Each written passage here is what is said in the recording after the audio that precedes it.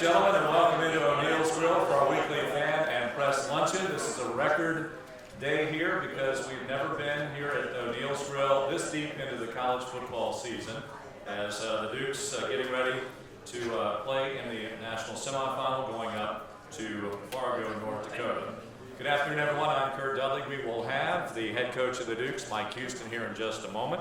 And also today, Coach Lewis Rowe, the men's basketball program.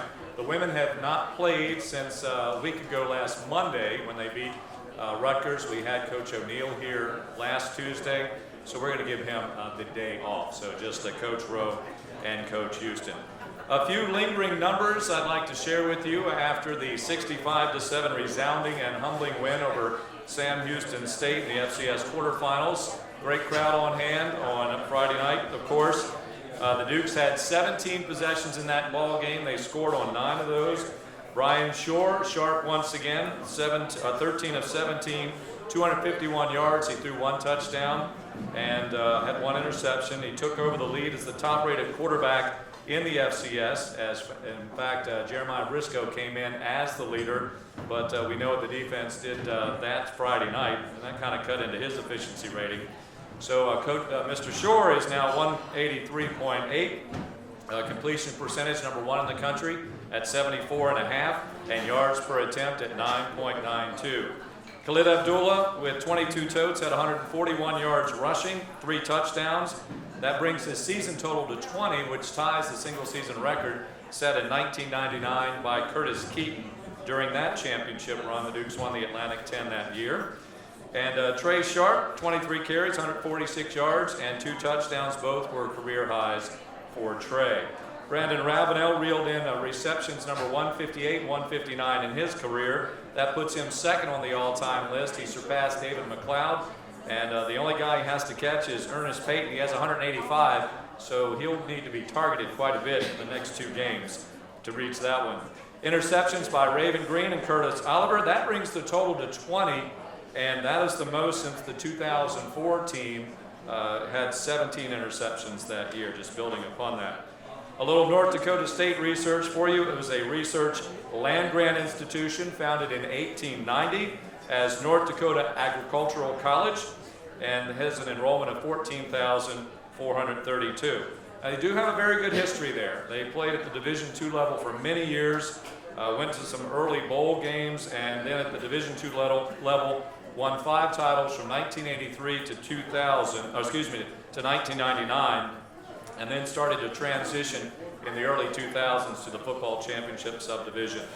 The Bison have won 17 straight playoff games, and they have outscored their foes during those 17 at home, home games, I should say, 563 to 182 for an average score of 33 to 11. And last week was the only time the Bison trailed after the first quarter. They did so 10-7 to the Jackrabbits of South Dakota State, but then went on to win 36-10. Coverage this weekend on the JMU Sprint Broadcast Network will actually begin a little earlier than accustomed. We will start at 5 o'clock from the Fargo Dome, and that's on News Talk Radio 550 AM, 92.1 FM. You can also hear that online through WSVA online, through the TuneIn app, and of course on Matazone Audio. And then at 7 o'clock, ESPN2 coverage. By the way, the Sprint Broadcast Network coverage begins at 5 o'clock as opposed to 6. So that's the new start time this week. And ESPN2, of course, at 7 o'clock. So let's bring in Coach Mike Houston as the Dukes head to Fargo, North Dakota. Coach.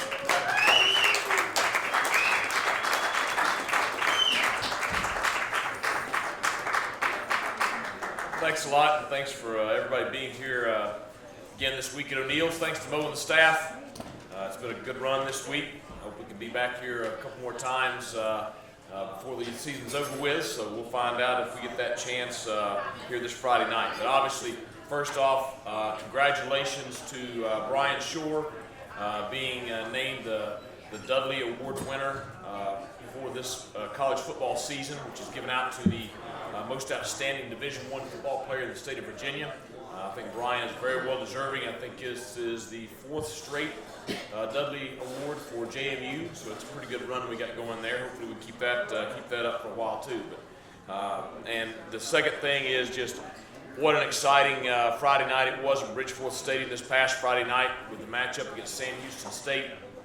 Coming into the game as the top scoring offense in the country and the #1 ranked team in the country, and could not be more pleased with the way our team played. We felt all week long that we were very prepared going into the ball game, and I felt like Friday that our team was as ready to play as it has been all year. And certainly we went out and the kids played probably the best game they have played all year. Dominating performance in all 3 phases.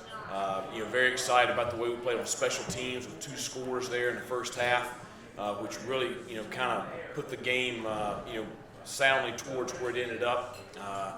Our defensive performance, you cannot say enough about that. To hold an offense that's averaging over 50 points a game and averaging 570 yards a game, scoreless for 3 quarters, and their lowest output by far of the season, and 7 points for the total game. Just a great performance by our players, a great game plan by Coach Trott and his staff. And certainly not to be left out, I thought our offense played pretty well also. If you want to score 65 points in 3 quarters, you're doing a lot correctly. So I thought our offensive line did a good job of establishing our run game. I thought Brian did a great job, executing in both the run and pass game, and our receivers did a good job there as well. So it was a complete team performance, and excited about that. Excited, to advance on to the national semifinals. And as soon as the brackets came out back, at the end of the regular season, and you saw the path that we would have to potentially take to get to the national championship game, I don't think any of us, went without noticing that North Dakota State would be the probable matchup in the national semifinals. So they are the standard for the FCS level. They've won 5 straight national championships with 2 different head coaches. And they do it in a consistently similar fashion to what I believe in as far as winning games in the postseason and winning championships consistently. So, it's exciting for our players and our program to get an opportunity to go up to Fargo and play them there at home. We look forward to a great game day environment. They have a very enthusiastic fan base that's fanatical about their football team. And it should be a great matchup on Friday night. So our kids are working very, very hard preparing, and to be honest, we've talked about 5 minutes about Sam Houston State since we got back together on Sunday. Their focus has been entirely on North Dakota State ever since we got back together after Friday night. So with that, questions about last week's game or the upcoming opponent Friday night? Craig Medea, DNR. With North Dakota State and the way they can have their ball control offense and kind of, I guess, pound the defense to move the chains that way, how does your defense, I guess, avoid that and avoid those 20-play drives like they had against South Dakota State? I think they do a great job with formation and motion and shifting of getting more numbers at the point of contact than their opponent does, and being able to always get positive yardage. I think we've got to do a great job defensively with our adjustments, and with our safeties and our linebackers and our corners, with making sure we can match their shifts and motions. And we've got to do a great job of getting one more hat at the point of contact than they have there. If this turns into a 3rd and 2 day all day long for their offense, then we're going to struggle. We've got to find some way to get them off schedule. Get them into 2nd longs and 3rd longs, and get off the field on 3rd down. And that's the way you prevent those long, sustained drives. So certainly that's going to be a lot harder than it sounds. I mean, they have a huge offensive line, and they do a great job, and they have 2 talented running backs and an extremely talented quarterback. So their run game is as good as you'll see in FCS football. Have you seen a team that uses a fullback like they do this year? Well, Maine employed that very similarly. And then you've got other teams that, whether it's Richmond or Villanova, that may use a fullback or a hybrid tight end like we do. But certainly Maine probably resembles them the most as far as being a ball control offense like that. Coach, one of the biggest keys to your team this year has been the consistency of being able to keep the same schedule with it being an exam week. Have you had to alter anything at all? A little bit, but our academic support team has worked very hard to get exams organized to where we have windows to practice. So we're getting ready to practice as soon as I get back to campus. We did the same thing yesterday. The kids are taking exams in the mornings and at night, and we got kids, getting up tomorrow morning, taking exams first thing before we, do a quick practice and then fly out to, to Fargo. We're going to have, some of our academic support team with us to proctor some exams on Thursday morning. So, it's what you do. If you're playing this time of the year, right now, North Dakota State's dealing with the same problem.